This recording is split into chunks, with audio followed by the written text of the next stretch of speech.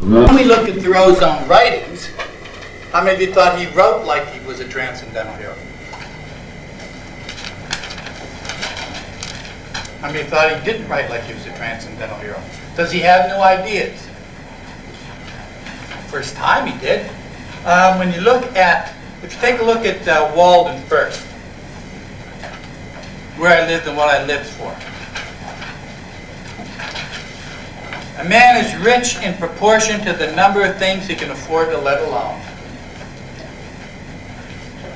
What's more important to a transcendentalist, time or money? Time, absolutely. First, it ought to be most important to everybody because you don't get time back.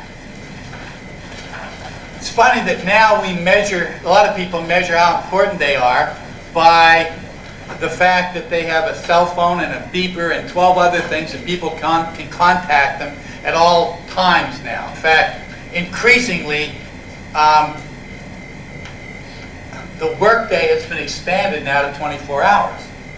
Your job can get hold of you at any time. If you have to... More stressful. Much more stressful than it was. That's probably one of the reasons for so much of the... I mean, every time they name a new kind of rage, it validates it in some way. But a lot of that rage, there was now parking lot rage, I think was the last one. Depending on where the person freaks out, that becomes the new rage. Football stadium rage, parking lot rage, Crookdale rage, whatever it is. A lot of that is coming from that stress. And of having to always be on call, always have to carry something around. So now, 5 years ago, the guy at the top, you knew he was most important because he had 3 cell phones with different numbers and a beeper and a pager and a Palm Pilot and a Franklin Planner and 6 other things. How do you know who the CEO is now? He has none of those things. Being at the top now is being the person that nobody can get hold of. That's the status to it. And here's Thoreau being right. I mean, it's important in terms of how many things he can leave alone. The more things you can leave alone, the more other people's demands on you, well, there aren't any. Well, the fewer there are. That means you're doing everything in terms of who you are, which is, of course, what you're supposed to do as a transcendentalist.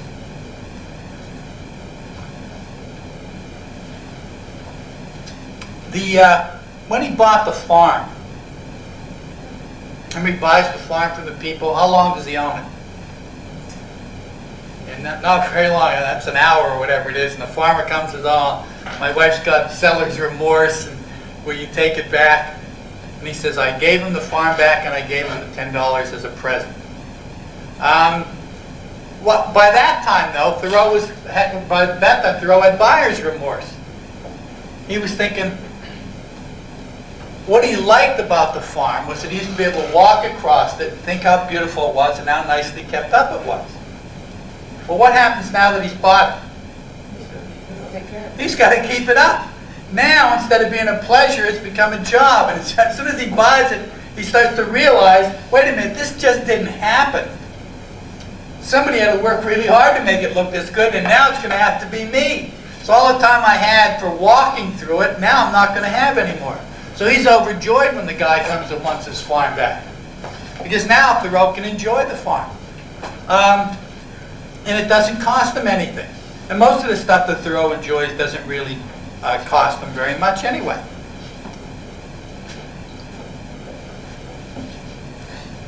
I think I shall not buy greedily, but go round and round as long as I live, and be buried in it first, that it may please me more at last. You think Thoreau's going to buy another farm? I don't think so either. I don't think he'll ever even come close to it again. He realized how close he came to a commitment, how close he came to actually having to do something. And again, nobody cared that Thoreau walked all over their farms. He didn't harm anything. And he got all of the beauty out of it, which none of the farmers really got. Why did the farmers notice all the beauty of their farms? They were too busy working on it, fixing things, and being careful where they were going. So they never really, when they were plowing that field, few if any of them stopped and watched the clouds go by. But when Thoreau walked across their field, sometimes he sat down and just thought how great it was. You can see it all the way around, 360 degrees, clouds everywhere, geese over there. And the farmers didn't get to do that. Now you could argue that Thoreau only gets to do it because somebody else is doing all the work. But Thoreau would have argued that if nature took the field over, it wouldn't have been any less beautiful. It would have been different plants, and it wouldn't have been arranged in nice straight rows, but it still would have been just as beautiful a place. And it's better for nature that somebody gets to get out there and admire it.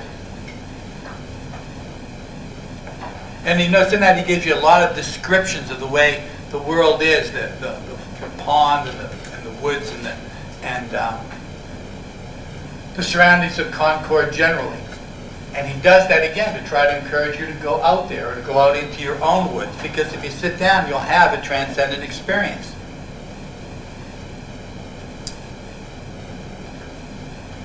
Moral reform is the effort to throw off sleep.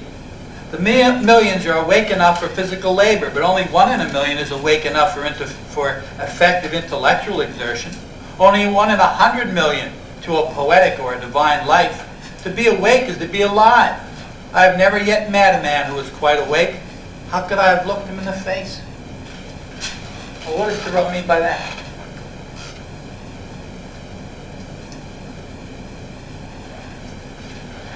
We're all asleep. This is the last time you will ever get this moment. Oh, now it's too late. You missed it. It went by.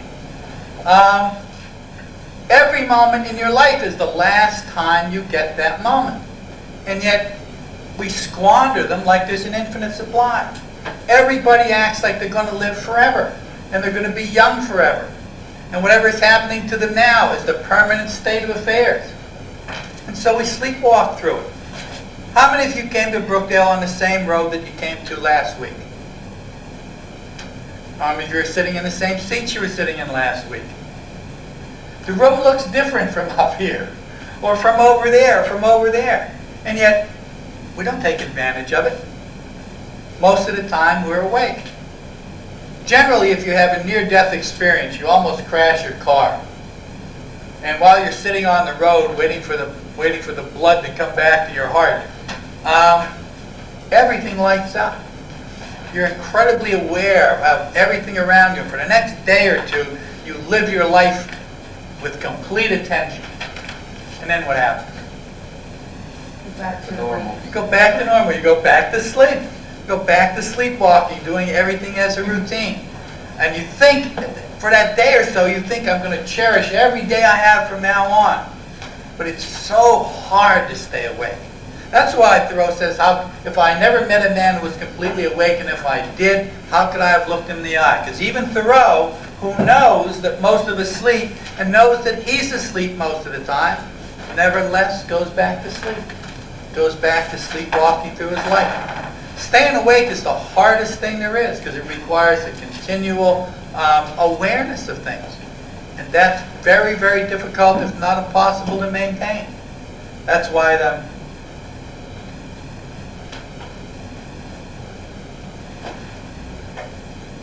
so many of people who stay awake and get thought of as being enlightened, it's mainly just because they focus on what they're doing. They do whatever the moment requires them to do. So there's a Zen parable about somebody says to the master, what is the secret of enlightenment? And he says, eat when you're hungry and sleep when you're tired. Sounds so simple. How many of you sleep when you're tired? How many of you sleep as long as you're tired? Yeah, nobody. Everybody's got an alarm clock. Every day I have to come in here, I'm up 4 hours earlier than I usually am. Not because I want to be. And how many of you eat whenever you're hungry? Or how many of you have fixed meals now? Well, in Thoreau's day, everybody had 3 fixed meals a day. Everybody ate breakfast together, and people didn't have 5 different schedules. It required them to be in different places almost simultaneously. Getting a family to sit down at the table at the same time now requires 4 days of planning at the minimum. On Thoreau's day, everything was a lot slower. So he could assume that you, and most people did, have fixed meals. Supper was at 5 o'clock. In everybody was there in the family when it started. So people, were they all hungry at 5 o'clock? No, some of them had been hungry at 4 and some wouldn't be hungry until 6. But they ate because that was the time. I mean, nothing brings this home to you more than when you're in high school and you get a 10:30 lunch period. And you realize, I am not following my body clock here. I'm not going to be hungry until 2 o'clock. What happens if you eat when you're hungry, when you go to school? They go crazy. You're in class, it's 2 o'clock, I'm having a candy bar. That's because I'm hungry now. Can't eat when you're hungry. And to be able to do that, to just follow your basic needs is one way of being awake. And most of us aren't awake because we aren't even, not only are we sleepwalking through a life, it isn't even our life. So much of our time is determined by other people, by the demands of our jobs.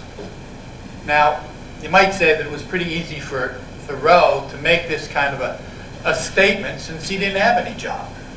And he could afford not to have any job because it was always someplace he could go and crash. Nevertheless, that might be what you have to do if you want to actually be yourself and be alive most of the time. Most of us don't envy people who are living out on the streets and wouldn't give up all that we have to go and join them. But there's a great adventure to that, and you are completely free. Anytime you want to stop doing that, there's opportunities to stop doing it. But some of the people there don't because they're like Thoreau. I have no place to go today. No place I have to go.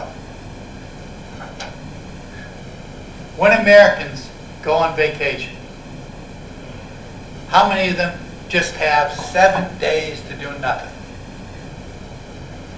Mostly you get back from vacation, you've gone someplace, there's been 100 things you did while you were there. When you get back, if it's the day before you got to start work again, you need an extra day just to recuperate from your vacation. We work at having fun. And of course the Transcendentalists say it shouldn't be that way. You ought to follow your heart. There should be long stretches of time. Of course some of that's because of when he lived. Life was just so much slower in Thoreau's day. There were, of course, probably most of the people around Thoreau, if they could have conceived of television, would have wished that they had a television rather than these long, boring stretches of time with nothing to do in them. We have no time and all kinds of stuff to do. I went to the woods because I wished to live deliberately, to front only the essential facts of life, and see if I could not learn what it had to teach, and not when I came to die discover that I had not lived. That I did not wish to live what was not life. Living is so dear. Nor did I wish to practice resignation, unless it was quite necessary. I wanted to live deep and suck out all the marrow of life, to live so sturdily and Spartan-like as to put rout to all that was not life, to cut a broad swath and shave close, to drive life into a corner and reduce it to its lowest terms, and if it proved to be mean, why then to get the whole and genuine meanness of it, and publish its meanness to the world. Or if we're sublime, to know it by experience, and to be able to give a true account of my next excursion. So one of the things he went to Walden for was to see how little he could live on. When he talks about being Spartan-like, I mean, there's no luxuries. When they have a replica of Thoreau's cabin up in Concord, and it's not very big, and it's certainly not luxurious. Thoreau wanted to know, what's the minimum I can live on? Because if I do, then I know that everything up to that point I may have to sacrifice for, but beyond that I don't have to sacrifice anything. All the rest of my time is my time. One of the things about being out there by himself was that he had so much time to fill. And he filled that with thinking, and he filled that with being aware of what was around him. And that was, of course, what he wanted to do. There are so many distractions when you're in town, so many other opinions of things. So you're not really focused on your life. For most men, it appears to me, are in a strange uncertainty about it, whether it is of the devil or of God, and have somewhat hastily concluded that it is the chief end of man here to glorify God and enjoy Him forever. So what does Thoreau think you ought to do instead? You ought to live. All these other people are living in terms of living a life they think was prescribed for them by what you... In fact, there's a thing about how many people in Thoreau's time felt that good were how many things you didn't do instead of how many things that you did. They only counted up the rules they didn't break as a measure of whether of their goodness, and not whether they actively went out and added goodness to the world. Still we live meanly. Our day is frittered away by detail. An honest man has hardly need to count more than his 10 fingers, or in the extreme cases he may add his 10 toes and lump the rest. Simplicity, simplicity, simplicity. I say let your fares be as 2 or 3, not 100 or 1,000. Instead of 1,000,000, count half a dozen. And keep your accounts on your thumbnail. And a little bit further down, simplify, simplify. Instead of 3 meals a day, if it be necessary, eat but 1. Instead of 100 dishes, 5. And reduce other things in proportion. Well, we struggle, and one of the things that people coming from other countries are generally in awe of is the incredible variety of everything that we have. And we don't have one of anything. There are always 12 different brands of whatever it is we have. We have all this variety. Well, Thoreau wants us to get rid of all of that. Why?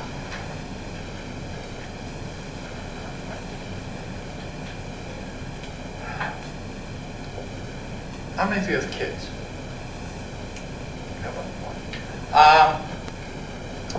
How many of you many of you have other schedules beside Brookdale? Do you find it easy having a job and a family life and friends and a social life and a college life as well? No. That's what Thoreau was talking about. Wouldn't it be easier if you just had one of those? Or 2 of them at the most?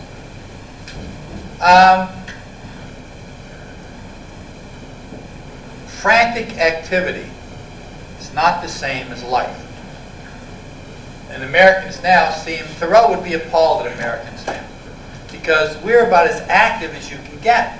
Hardly anybody has a minute to themselves. And yet we're not really doing anything. I don't know if there's ever been a culture in the history of the world that had to work as hard at enjoying itself as ours does. The variety of things, Thoreau would probably lament the loss of childhood. In Thoreau's day, 5 kids got together, and if they found a ball, they played catch with it, they threw it at one another, they saw how high they could throw it, or they saw what happened when they rolled it down a hill. Does that happen anymore? No, somebody shows up with a ball and 5 kids, somebody else buys them uniforms, somebody else gets paid to coach them, a schedule has to be set up when they can do this activity. There was a time, and not all that long ago, when being a child in America meant that most of your time was your own. You saw your parents when they came home from work. And they didn't immediately then chauffeur you somewhere, where some other adult instructed you in the finer arts of whatever it was. People played whatever came to hand. And they had long periods when they were just like Thoreau, when they didn't do anything. Thoreau would be horrified at what we've become, because we've done the opposite of simplify. Our lives have gotten more and more and more and more and more complex, but they haven't really necessarily gotten more and more rewarding. We get more things accomplished, but I don't know that we really have as much even fun as people in Thoreau's day had, or even had 50 years ago. And so what he's talking about is simplifying our lives. Awfully hard to do. The influx of the internet and the fact that communications go on all the time. I mean, it's impossible to take a quiet drive now, unless you leave your cell phone home. And you see people who are walking around, shopping, eating, and talking on the cell phone at the same time. What would Thoreau have said about that? Simplify, simplify, simplify. You want to talk? Sit down and talk. You want to eat? Eat. You want to walk? Walk. Don't try to do all of them at once. You can't possibly pay complete attention and get the full pleasure out of any of those activities, assuming any of them are pleasurable in themselves, when you try to do too many of them. And even in his time, he thought things were too complex, and that people had too many things to do. And so he goes out there to simplify. Let me cut almost all of my ties, not permanently certainly, with family and friends and job and other obligations. And see what happens when I have all of this time on my hands. So he goes out there to find out what life is like, because most of the time we don't live life. We keep up an itinerary. We do not ride upon the railroad. It rides upon us. Now the railroad was probably you could take the word railroad out and say, we do not ride upon the corporations ride upon us. We don't really determine much about our lives. Most of it is determined by corporations. I mean, American society is focused on and succeeds only because we continually consume stuff. If everybody started to read Thoreau and listen to Thoreau, what would happen to America as we know it? It would collapse. Simplify, simplify. Get rid of your computer. Throw away your Palm Pilot. Rip the phone out of the wall. Simplify, simplify. Everything would spiral down.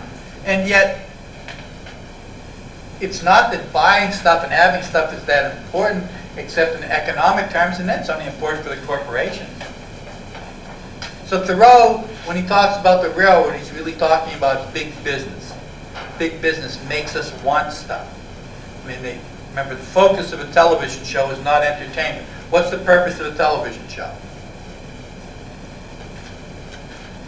To sell you products. It's only there the entertainment part is only there to draw you in so you're around for the commercials. We're being manipulated all the time.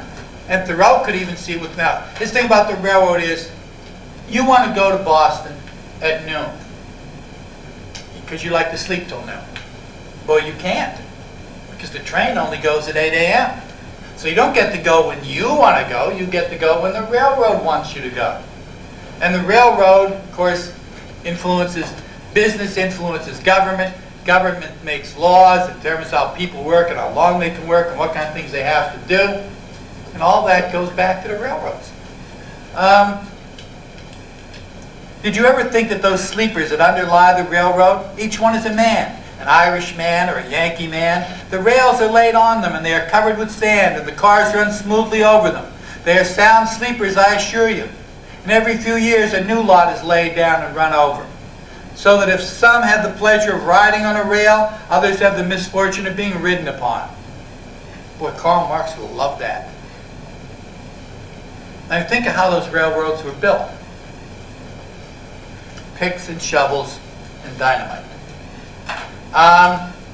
Hard work. The kind of hard work that wears you out in a few years. Well, what does the railroad do as its workers start to get worn out? Pension them off, give them money, wish them a happy retirement. Forgets about them, fires them and hires new people. So then they become the sleepers of the railroad. They got to do the pick and the shovel work that lays the rails down. And not to mention the fact that a lot of people got killed building the railroads, because why would the corporation care? You blew up a couple people, you give them $50, give the widow $50 and get somebody else to take their place. It's cheaper than doing it safely. And we like riding on the railroad.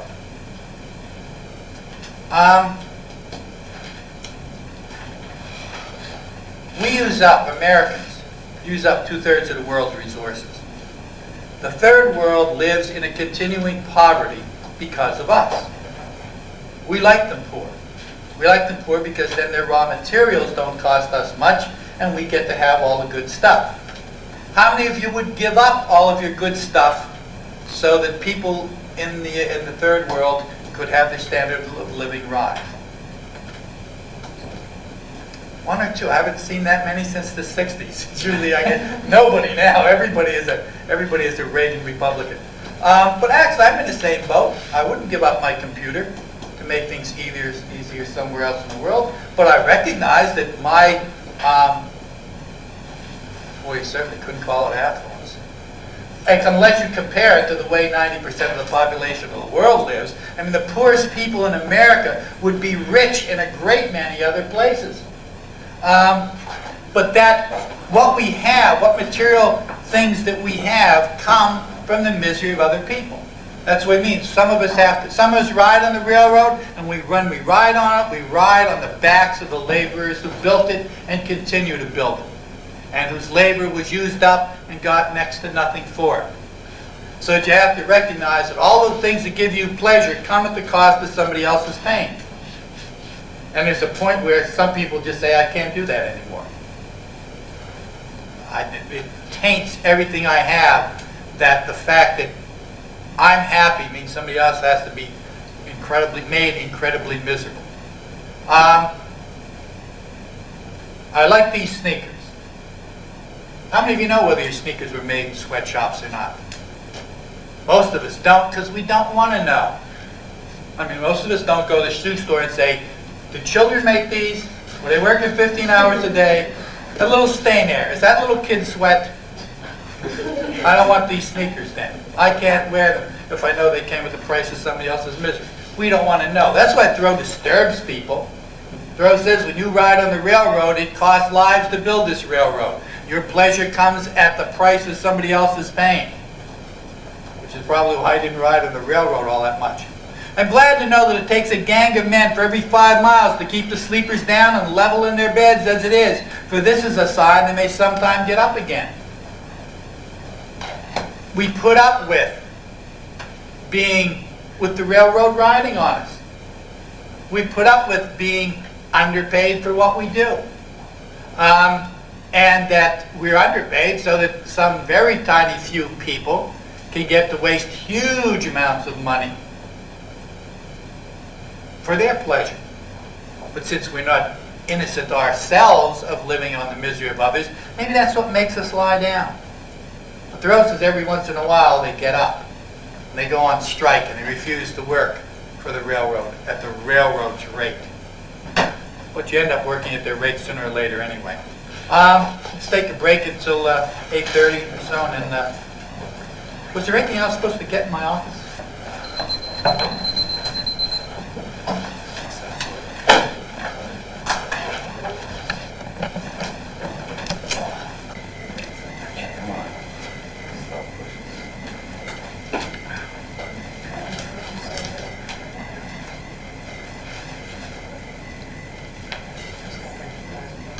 That section on the news might as well have been written yesterday. Hardly a man takes a half-hour's nap after dinner, but when he wakes, he holds up his head and asks, "What's the news?" As if the rest of mankind had stood as sentinels. Some give directions to be waked every half hour, doubtless for no other purpose. And then to pay for it, they tell what they have dreamed.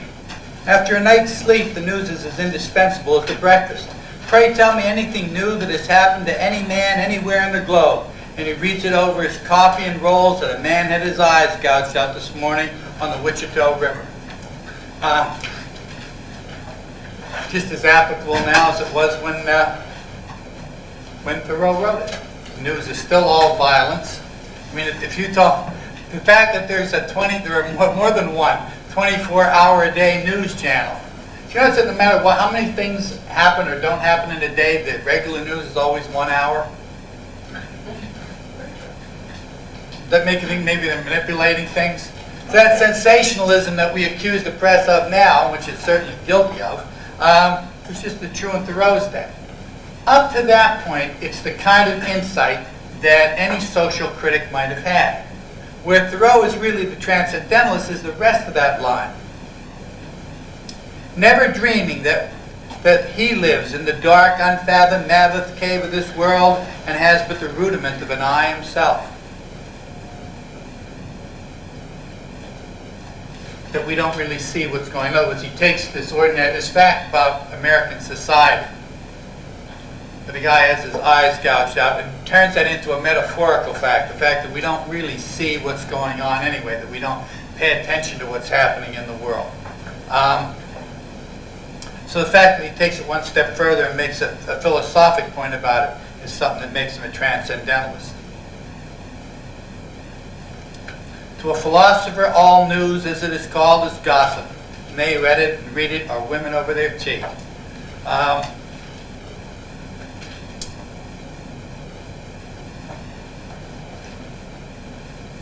When we move to Resistance to Civil Disobedience, even though Walden is his most famous book, and certainly his best book, Civil Disobedience is probably the thing that he wrote that had the greatest effect. His insight into nonviolent resistance to government, passive resistance, is revolutionary, and it changes the world. Two people adopted Thoreau's principles and changed the country they lived in. Who were they? Passive resistance. Gandhi in India. And who else? You want to talk about King here? Martin Luther King here. Both of them doing exactly what Thoreau said to do. And it's a brilliant insight because it is a technique that actually works. I think Thoreau was not aware of how dangerous his ideas were because of, and dangerous again only if you want the established society to stay in power, but because his world wasn't nearly as complex as ours. Like any transcendentalist, he would rather have had no government at all. Why isn't Thoreau afraid of the chaos that would follow from not having any government? Why wouldn't any romantic be? Everybody does their own thing and it'll all come out right. Everybody's naturally good. And so following their hearts, everybody would continue to do good. So Thoreau, and in fact, although Thoreau couldn't have made that argument in his time, we're only about 10 years from the cost of government possibly being complete and universal annihilation. There's not that much threat of nuclear weapons now, and the odds on an all-out nuclear war that'll destroy all life on Earth is pretty minimal now. But we're not that far from a time when it was perfectly possible.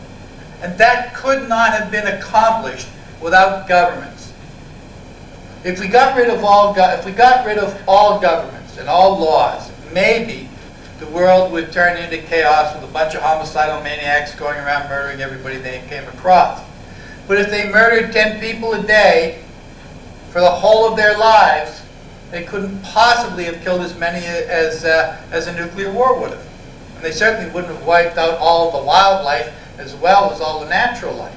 So when Thoreau opposes government, there's certainly arguments to be made on his side. It's a tool, and an enormously powerful tool, wielded by people who are generally not the best and the brightest. Do the smartest people in America go into politics? Do the most morally upright go into politics? I don't think so. 99.99% of everybody in public office on the federal level is a lawyer. No wonder we got the kind of government that we have. And that was less true in Thoreau's day, but it was still pretty true. I mean, you can see the reasoning for it. If you're going to make laws, you ought to know all about the law.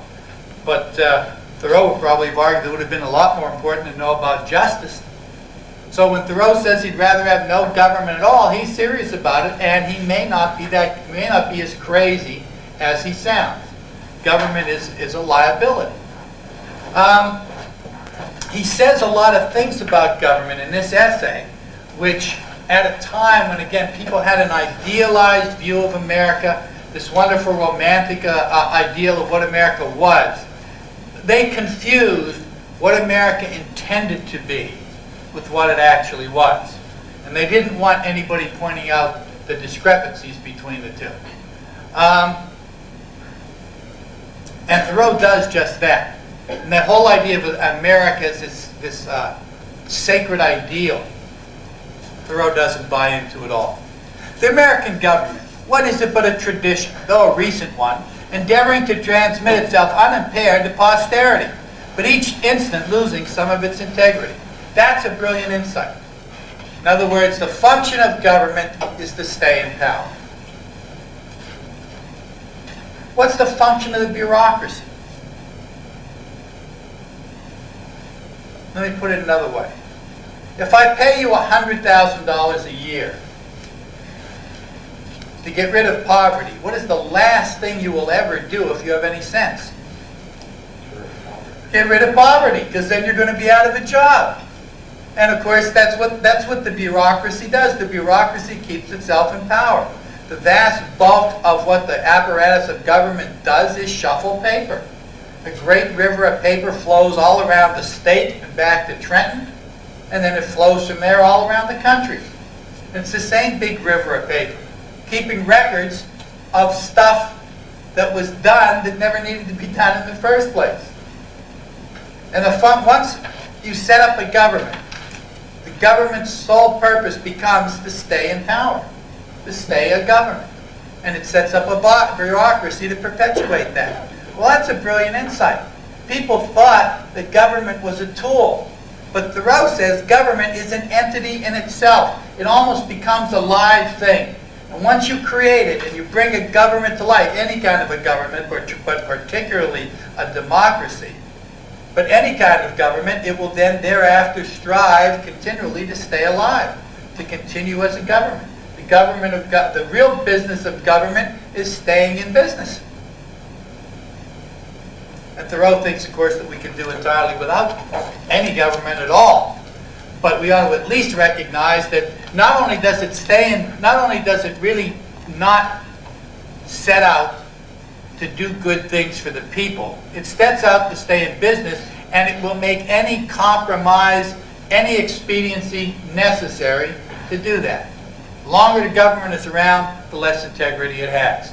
And at their very ends, governments are usually committing murder to stay in power, imprisoning its citizens, torturing them, killing them. It turns into a totalitarian state eventually. That's the ultimate outcome of what Thoreau is talking about. That isn't just men who don't want to give up power. That's a government that doesn't want to give up power. So governments are dangerous. So when you say to Americans who are so proud of having a democracy, that they voted in a government, that their government really only cares about staying in business, that was an idea people didn't want to hear. So you can see why this is such a radical document. Yet this government never of itself furthered any enterprise, but by the alacrity with which it got out of its way. As soon as you set up a government, as soon as the government has a purpose, the war on drugs. Let's see, when was Reagan president? 1980. That's 20-some years. So we've been fighting an all-out war on drugs for 20-some years. There are no drugs left in America, right? Nobody takes drugs anymore. No, there's more drug use now in America than there was 20 years ago. Why? We have the DEA, they're enormously well armed, they're infiltrating every place they can. How come there's so much drugs around? Because the government never solved any problem, Thoreau says, except by getting out of the way of it. As soon as the government decides to fight drugs, you can bet that they are never going to go away. And the violence and crime associated with them just skyrocketed. Here's an example of what Thoreau's talking about. The Reagan administration decided that since marijuana was the most popular drug in America, that should be the one they should focus on. That sounds like a good thing, I suppose. As a result, however, the people who smuggled marijuana into America realized that they could make tons more money. Instead of having this big, bulky, smelly product that they had to smuggle around, they could smuggle this small, compact product that doesn't smell much at all and make 10 times the amount of money. So marijuana use didn't go down all that much, but what did go up? Okay. Cocaine use went up. And if it hadn't been for that, we would never have had crack. So when the government sets out to do a thing, Thoreau argues, it always bungles it. And in fact, it always does just the opposite. It creates an even bigger problem because you're paying people to work on the problem. And if the problem goes down, your budget goes down, your salary goes down, nobody ever wants that to happen. So in fact, you ensure that the problem gets worse. Almost every problem that the government has acted on, I can't think of one that it actually ever solved, or that it didn't really exacerbate. So Thoreau says when the government... Now, there is a problem to what Thoreau says. The government gets out of the way entirely. Is that a good thing? No more government regulation. Does that sound good? I don't know. You have to be awfully trusting to think that if big business can make more money by poisoning you than it can by not poisoning you, that it will choose not to poison you. If nobody watches big business, it will kill us in wholesale lots. So although Thoreau is right, it's like almost any idea, once you take it to its extremes, it becomes as dangerous as the idea that it wants to supplant. Now he even attacks basic principles like majority rule, which everybody thought was a sacred thing. But Thoreau shows that there's nothing particularly ethical about it. After all, the practical reason why, when power is once in the hands of the people, a majority are permitted, and for long periods continue to rule, is not because they're most likely to be in the right, nor because this seems fairest to the minority, but because they're physically the strongest. The real basis of democracy is the fact that 51 people will beat up 49 perceived people most of the time. So there isn't any great moral principle behind majority rule. It's a matter of force. Nobody wanted to hear that. That sounds about as un-American as you can get. It is not desirable to cultivate a respect for the law so much as for the right. Well, he's so prophetic. Lawyers get trained in a healthy respect for the law, but nobody ever tells them that the object of the law is justice. That's what Thoreau is talking about. It's more important to focus on the right than it is on what's legal. Why is that? Who makes the laws? Governments, people, legislators. Are they infallible? Do they make perfect laws? No, the law will be wrong a lot. If you base your actions on the law made by fallible people in the past, many of those laws will be fallible, and your actions will require you to be unjust.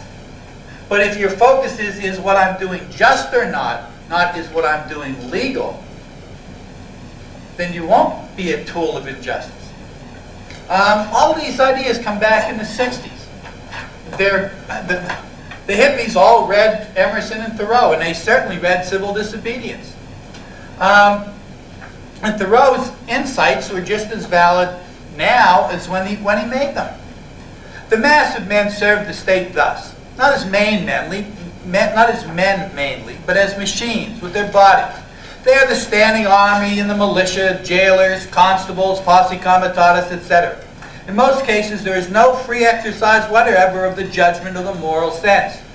But they put themselves on a level with wood and earth and stones, and wooden men can perhaps be manufactured, who will serve the purpose as well. Others, so most people just do whatever they're told to do. They work for the government, but they work for the government like robots. They say, whenever they're doing something wrong to you, what do they say? I'm just doing my job. Not is my job right. If it's a bad job, nobody should be doing it. It's not an excuse to say I'm just doing my job. Remember, that's the Eichmann defense. War crimes trial, I bring Eichmann, one of the people put everybody in the ovens, the trial. And he said, ein Befehl ist ein Befehl, an order is an order. I was just doing my job. Did the Nuremberg trial say, well, you got a point there, you're free? No, they killed him, and justifiably so. Thoreau says you can't say I'm just doing my job. But most people who work for the government do that. Others, as most legislators, politicians, lawyers, ministers, and office holders, serve the state chiefly with their heads, and they rarely make any moral distinctions. Most of the people working in the bureaucracy ask, like Ben Franklin would have, does it work? Not is it right, does it work? If we need the cooperation of these people and they're bad people, we work with them anyway. That's expediency. Thoreau thinks you can't do that. So they're dangerous. First bunch of people are dangerous because they just do what they're told. The second bunch of people are dangerous because they do what works, because they only think about things. But you need somebody who acts out of a set of principles. A very few, as heroes, martyrs, patriots, reformers in the great sense, and men served the state with their consciences also, and so necessarily resisted for the most part. And they are commonly treated by it as enemies. Why does the state treat people who tell it when it's wrong, assuming they're right, and the state is wrong at times? Why are the people who point that out to the state always treated as its enemies? Do you like people coming to your job and telling you you're not doing it very well? No, nobody does. And legislators don't like it any more than anybody else. And so when you criticize the state, people take it personally, and they get defensive, and so they treat anybody who's pointing out their deficiencies, and they are legitimate deficiencies, nobody really wants to know about them. So they treat them as the state. Thoreau says that's the greatest friends of America are the people who look at its shortcomings. Does America now live up to its perfect ideal of what it should have been, it's supposed to be? Is it universally, does it universally act to see that people are free to live their own lives? Does it protect your privacy all the time? Does it stand up against dictatorships all over the world every time? No, it falls short of the ideal. How can it possibly reach the ideal unless somebody points out to it where it's falling short? So Thoreau says the true people who love America point out where it is short of the ideal, not because they think it's a bad place. With all its deficiencies, Thoreau wouldn't have gone anywhere else. He didn't think other countries were as good as America. It's kind of like Brookdale. I've always had a love-hate relationship with Brookdale.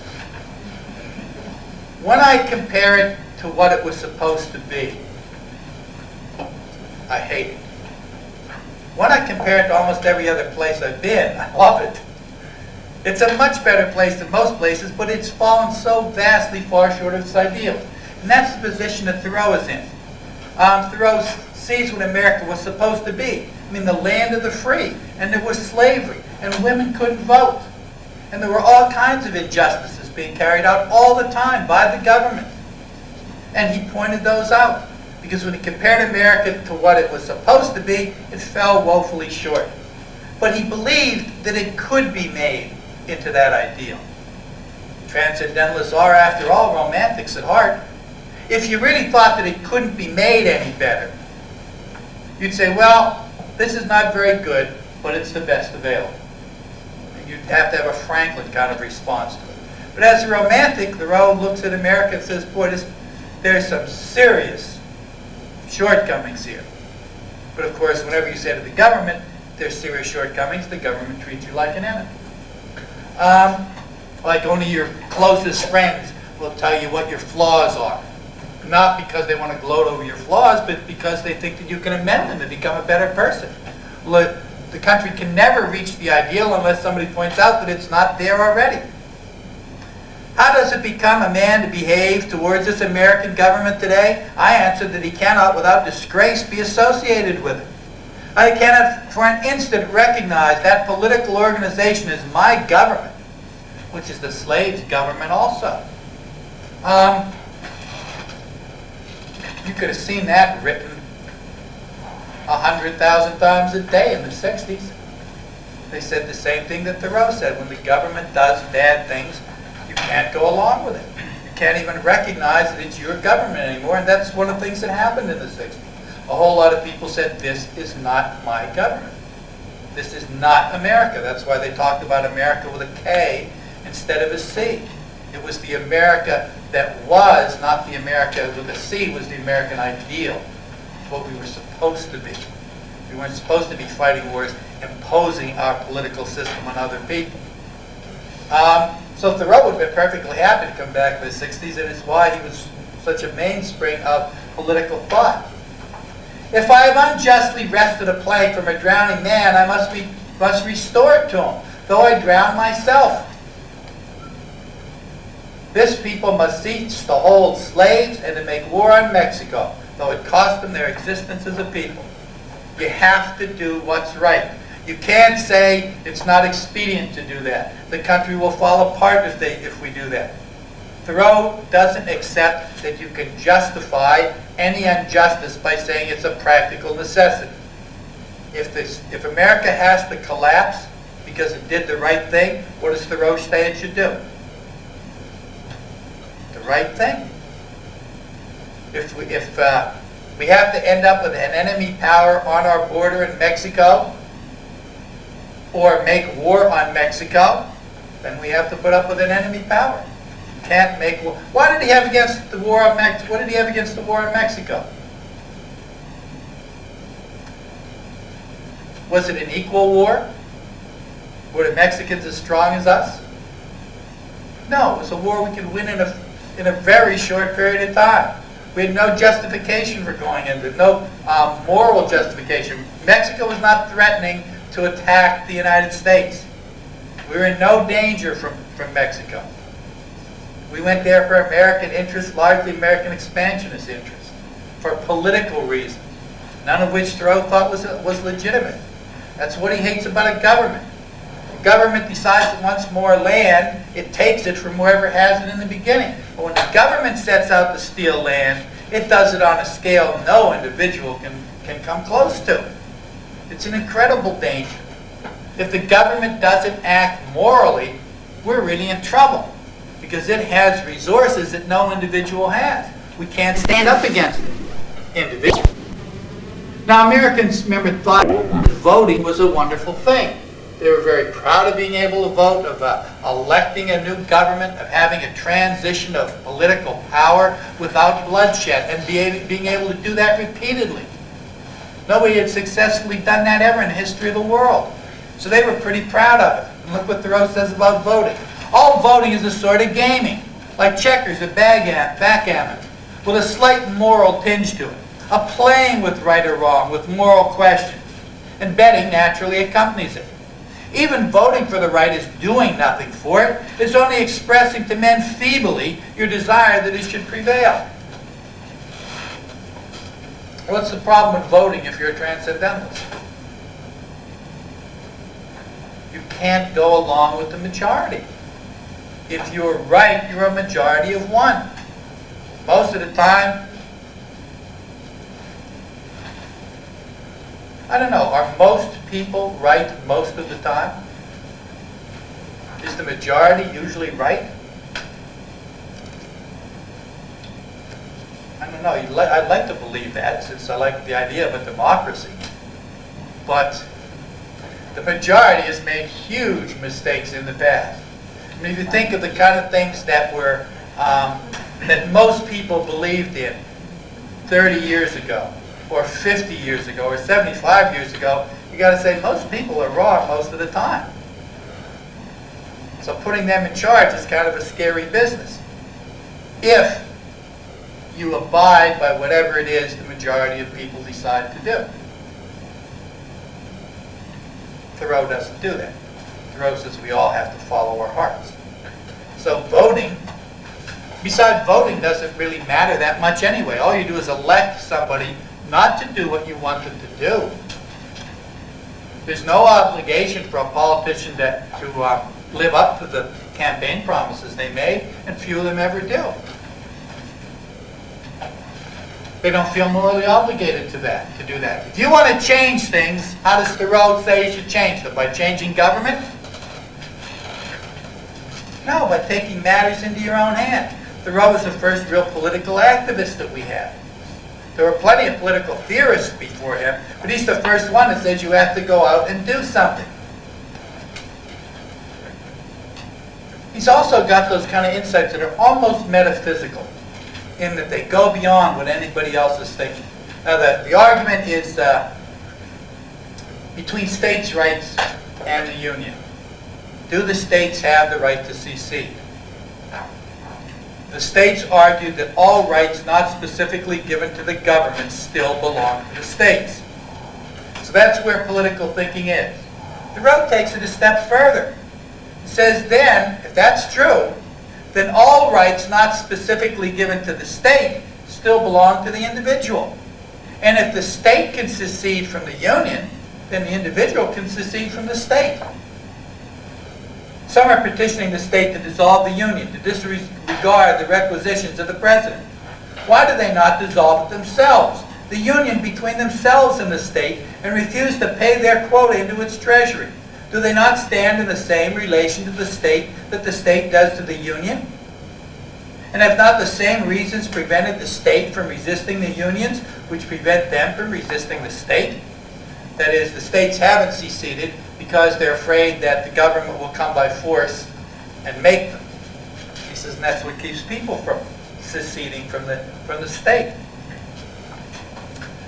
But again, he takes that idea that is commonplace and he takes it one step further than that. And it always comes down to the individual for Thoreau.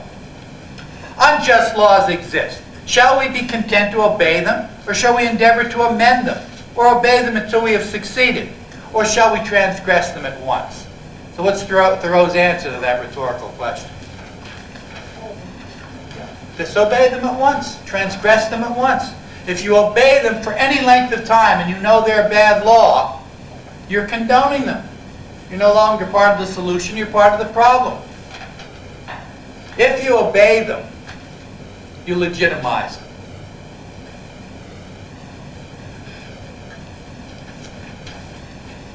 So you have to break the law. You have to break bad laws. The government makes bad laws all the time.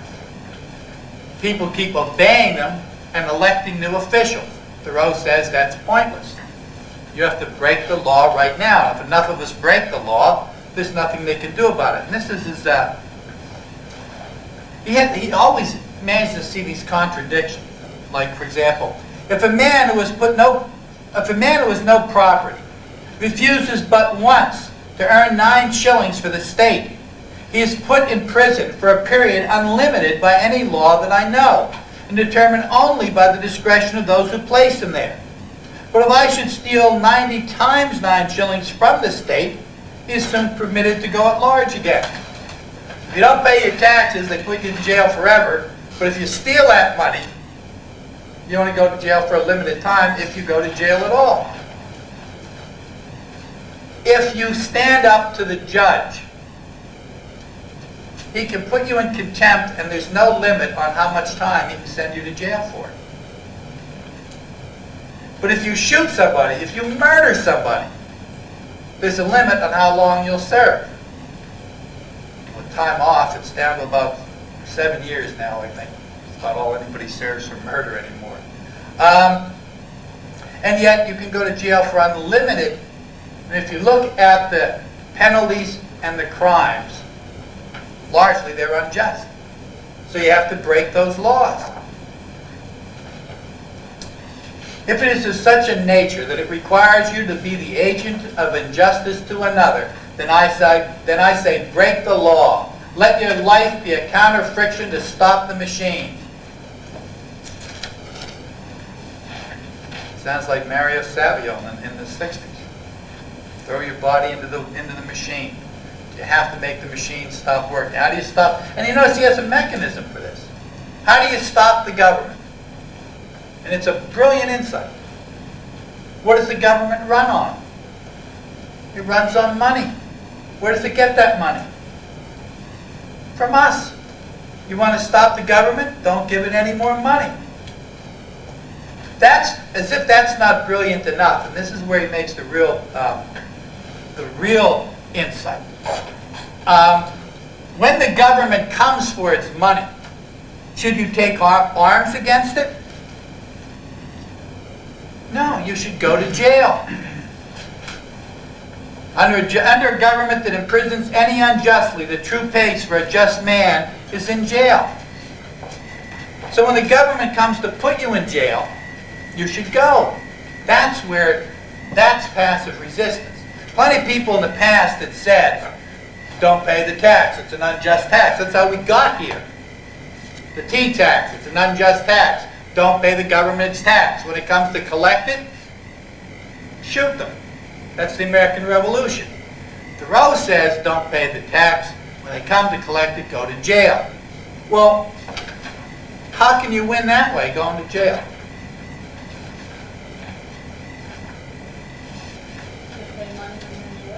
One, you can't pay. They can't get any more money out of you in jail. And if we all go to jail, there's nobody here to pay the taxes.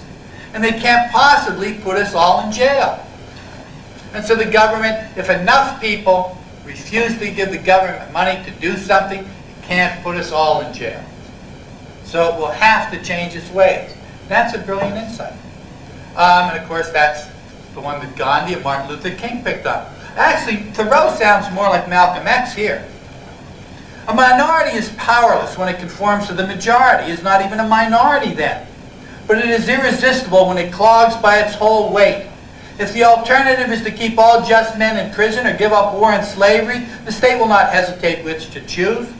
If 1,000 men were not to pay their tax bills this year, that would not be a violent and bloody measure, as it would be to pay them and enable the state to commit violence and shed innocent blood. This is in fact the definition of a peaceable resolution, if there is any. That first part, that when a minority goes along with the majority, it's not a minority. It loses all of its legitimacy. If you compromise with evil, you can't then separate yourself from it. And that Malcolm X had said. You have to stand apart. And you have to stand up. And of course, if we all go to jail, the government will be helpless. It can't put everybody in prison. If enough people show up and oppose the government and are willing to go to jail for it, the government has no recourse. Does Thoreau's technique work? Sure it does. Does it have any dangers to it? Yeah, what are they? Chaos. Chaos. If everybody's going to follow their own laws, and everybody's going to stand up to the government every time it thinks the government is wrong,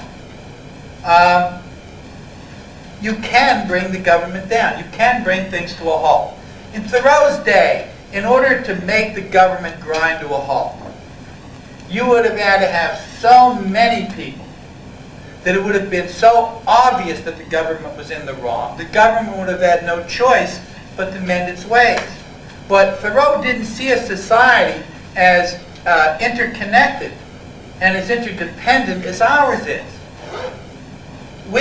Anybody who really wanted to, 10 people who wanted to do so desperately enough, could bring the government to its knees in a few days. Or at least it could bring things down. It's not hard. There are, I think I'm wrong, you may need more than 10 people. There are 8 tubes in the Lincoln and Holland tunnel. I guess there's 2 tunnels, so let's say 16 tubes. You need 16 tractor trailers. You pull them into the middle of those into those tunnels at rush hour. You get out, you put a sign on the door that says, warning, this is rigged to explode if anybody opens the door, and you drive away with your accomplices. What happens? What happens is in New York City, you have gridlock in 15 minutes. A gridlock that you can't unsnarl for 2 or 3 days. And if you do that Monday morning, it means the stock market doesn't work for 3 days. Well, what would happen if the stock market didn't work for 3 days? We would be in deep trouble. The economy would start suffering if it didn't collapse entirely. And when the government never gets its money because somebody is making money individually, everything goes down. Thoreau couldn't have imagined that a tiny group of people like that could put that could stop the government from working. I guess it's a long time ago now. But in 1974, one person could have shut down the government. All he had to do was throw one stick of dynamite into a switching station in upstate New York. That's what happened when New York blacked out.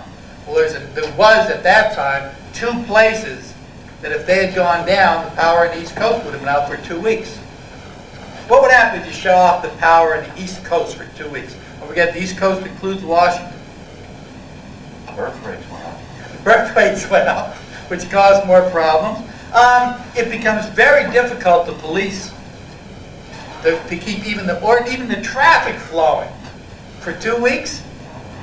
Pretty hard to do, and all of the communications goes down. All of that's what, probably maybe a third of the economic capacity of the country suddenly stops working for 2 weeks. And one person with a grievance against the government acting on his own because one man in the right is a majority run could have shut things down. Thoreau had no concept of that being able to happen. A relatively few people now could go a long way towards stopping the government from functioning. And that just wasn't true in Thoreau's day. He didn't realize how dangerous an idea it was to say to people, you have to follow your heart, you have to break the law, you have to stop the machine. Now maybe he was right. Maybe the government is more dangerous. I think it was Alfred North Whitehead that said that the only time he ever felt safe, because he lived in England, was when there was a change of administration. Those were like 2 weeks when nobody was running things, and those were the times when everything ran fine. The rest of the time was always chaos of one kind or another.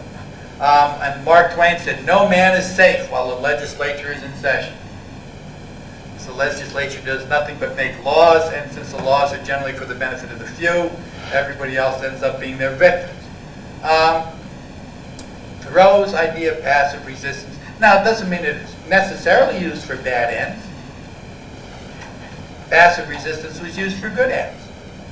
The argument has been made, however, that Thoreau's technique will only work if you have a basically moral society doing something which is largely against its own principles. For example, the British in India. One of the British principles was fair play. The idea that you treat everybody right. So what does Gandhi say to do? All the labor in India is Indian. He said, we'll stop working and we'll go to jail. Just like Thoreau had said. There's too many of us. They can't put us in jail. They can't make us work. Everything will stop and they'll have to accede to our demands. And they do. Because ultimately the British see that what they were doing is wrong. Martin Luther King does the same thing. Basically, America said everybody is created equal, but it certainly wasn't acting that way. Everybody who wasn't a white American was basically discriminated against. And there were laws making that, legitimizing that discrimination. And he says, all right, the bus, well, they won't let us sit in the back, in the front of the, they won't let us sit anywhere we want on the bus, we won't take the bus. A lot of people use the bus in Birmingham, but stopped using it. Pretty soon the bus company said, I don't really care where anybody sits as long as they buy a ticket. Ultimately, it's what Thoreau said to do with the government, he really did for the South. Now, when people saw their fellow citizens being knocked down with fire hoses and bitten by dogs and beaten up by people, by representatives of the government, by the police, by the National Guard, they were ashamed of that. And they made changes.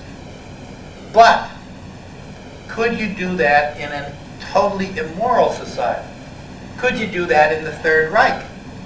Could you have done that in Stalin's Russia? A lot of people say, well, it's pretty hard to have civil disobedience when they shoot everybody who shows up for the rally. As a matter of fact, Thoreau's technique did work against the Third Reich. It worked in Denmark.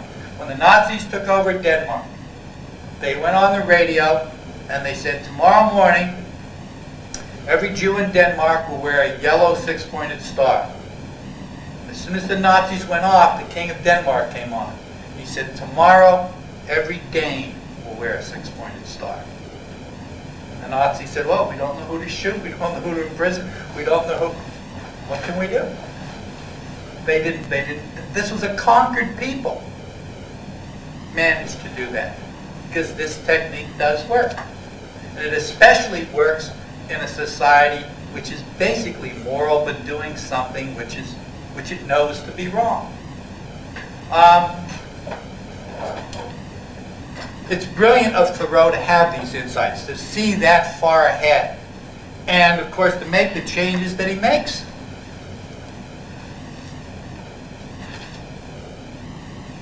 And then he talks, of course, about how he went to jail himself, which again wasn't that much of a jail. It wasn't that much of an experience, but it was a principle. He validated the political philosophy which he had expounded, which was that you can't let the government do bad things. It's too powerful a tool. You have to stand up to it, and you have to break immoral laws. When you know the law is wrong, you can't legitimize it by accepting it. If Thoreau had seen the dangers, would he still have kept his philosophy?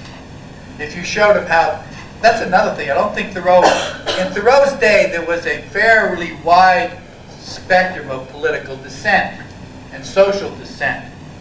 But it wasn't 1/100th of what it is now. I mean, there are all kinds of issues that people have with the government that weren't even thought of in Thoreau's day. I don't think he realized so many people could be at odds with the government over so many different things. Or, because he's a transcendentalist and assumed people follow their hearts, that people could have been passionately committed enough to take these steps for completely opposing views.